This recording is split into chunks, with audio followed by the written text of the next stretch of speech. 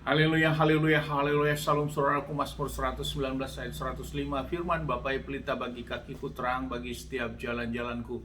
Renungan pagi KPI Mayim Kaim pada hari Kamis tanggal 15 Desember 2022 atau tanggal 21 Kislev 5783, diambil dari 1 Samuel 11 ayat 6 yang berkata demikian, saudaraku. Dan roh Elohim datang dengan penuh kuasa ke atas Saul pada saat ia mendengar perkataan-perkataan itu, dan kemarahannya menyala-nyala dengan dahsyat. Saudaraku, perikop yang baru saja kita dengar dalam bacaan renungan Naftarah lanjutan ini, saudaraku, Saul mengalahkan orang Amon, saudaraku. Saat Saul sudah diangkat menjadi raja dan sudah ditabiskan oleh Samuel, saudaraku, maka gejolak terjadi di wilayah tersebut, dan Bani Amon, orang-orang Amon, saudaraku, mereka mengatakan akan menghancurkan bagian dari kelompok Israel ini, saudaraku, dan mereka membuat perjanjian akan mencungkil mata kanan dari bagian dari orang-orang Yabes, saudaraku, di Gilgal. Dan hal ini terdengar oleh Saul, sehingga Saul mendengar hal itu, roh Bapa Yahweh turun terhadap Saul, dan Saul begitu marah dengan berita hal tersebut, sehingga Saul mengambil sikap, mengambil sapi dan memotong-motongnya dan disebarkan ke seluruh wilayah Israel, saudaraku. Dan lewat itu semua bangsa Israel tergerak menjadi satu, mereka berkumpul dengan kekuatan yang penuh. Akhirnya mereka dengan personil yang sangat banyak, saudaraku, dari seluruh bangsa Israel menyerang Bani Amon, saudaraku, bangsa Amon ini. Dan terjadilah peperangan, dan lewat inilah maka kemenangan terjadi, dan Saul terus diteguhkan menjadi raja Israel pada waktu itu.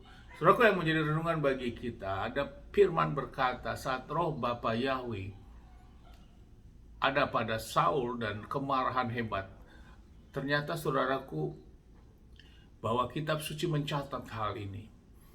Pemimpin memang diizinkan untuk marah, saudaraku, bila memang hal itu tidak sesuai dengan apa yang dinyatakan di dalam kebenaran. Dan kemarahan pemimpin, dalam hal ini Saul, tentu dilatar belakangi oleh karena adanya roh Bapa Yahweh yang bekerja dalam hidupnya. Dan ini yang terjadi, kitab suci mencatat.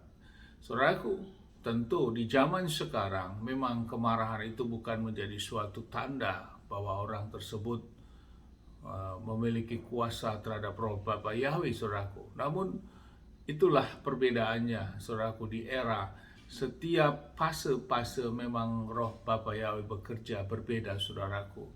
Namun tetap yang menjadi pedoman bahwa kemarahan Saul, karena juga dia adalah seorang raja, saudaraku, yang memiliki otoritas, tentu otoritas tertinggi. Raja adalah otoritas tertinggi, dan oleh karena itu bila raja marah, tentu hal itu juga karena dia mengemban fungsi sebagai raja, saudaraku. Hal inilah yang menjadi renungan bagi kita. Terkadang di zaman kita sekarang, kita tidak tahu memposisikan diri kita sebagai apa dan otoritas kita sebagai apa, sehingga kita seenaknya saja juga bisa marah kepada otoritas yang memiliki lebih tinggi otoritas itu, saudaraku.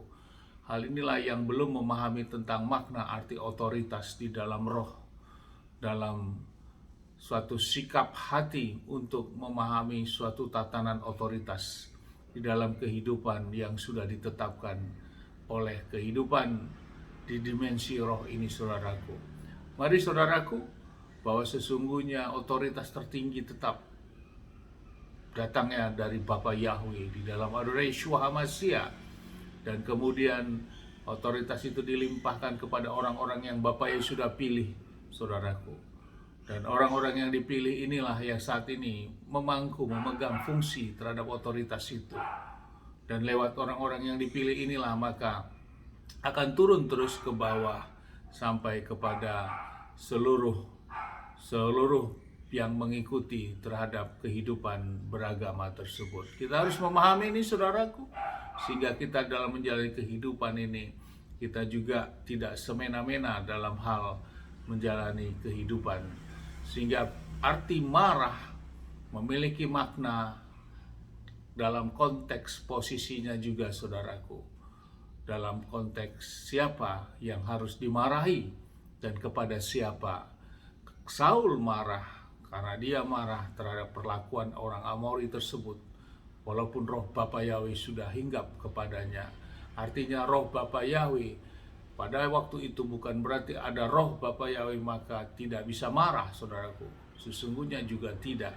Kitab suci kita ini telah mencatat dan sama-sama kita dengarkan tadi. Lewat firman ini, saudaraku, kita harus memahami bahwa kemarahan Saul karena dia raja dan karena ada roh Bapa Yahweh padanya, sehingga dia membangkitkan amarah terhadap orang Amori. Saat sekarang bisa saja pemimpin-pemimpin umat atau gembala saudaraku atau imam saudaraku atau orang tua, suami sebagai laki-laki marah terhadap istrinya karena memang otoritas ada padanya. Tentu itu tidak salah, saudaraku. Dan tentu kemarahannya adalah kemarahan dalam konteks karena ada roh Bapa Yahweh. Bila ada roh Bapa Yahweh, kemarahan itu akan dapat terkendalikan, saudaraku. Dia tidak menjadi kemarahan yang membabi buta, namun kemarahan yang tujuannya untuk membangun. Amin. Sebesar buat kita semua, mari kita terus maju dalam iman. Dari tempat ini saya berdoa, Bapak yang memberkati hidup kita semua dimanapun kita berada. Bapak yang menyinari wajahnya kepada kita. Dan kita kasih karunia, Bapak yang menyinari wajahnya kepada yang memberi kita damai sejahtera. Apapun yang kita kerjakan sepanjang hari, semuanya menjadi berhasil dan kita orang yang percaya kepada Bapak yang kita tidak dipermalukan. Amin, haleluya. Shalom, saudaraku.